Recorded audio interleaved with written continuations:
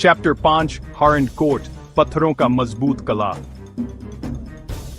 5वें नंबर पर है हॉर्न कोट का घोंसला, जो पानी के करीब भारी पत्थरों का इस्तेमाल करके एक मजबूत तैरती हुई बुनियाद बनाता है। हैरत अंगेज।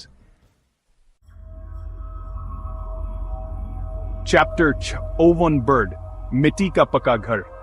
6ठे नंबर पर है ओवन बर्ड का घोंसला, जो गीली मिट्टी से बनाया जाता है और धूप में सोखकर एक महफूज ओवन नमा घर बनता है। 7वीं नंबर पर है मोंटेजुमा और पेंडोला का घोंसला, जो दरख्तों की शाखों से लटके हुए लंबे थैले नमा कॉलोनियों में होते हैं। क्या नजारा है।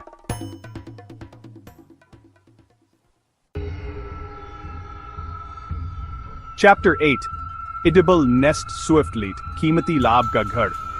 8वीं नंबर पर है एडिबल नेस्ट स्विफ्टलीट का घोंसला, जो मुकम्मल तौर पर इसके लाभ से बनता है और महंगे तरीन सूप में इस्तेमाल होता है।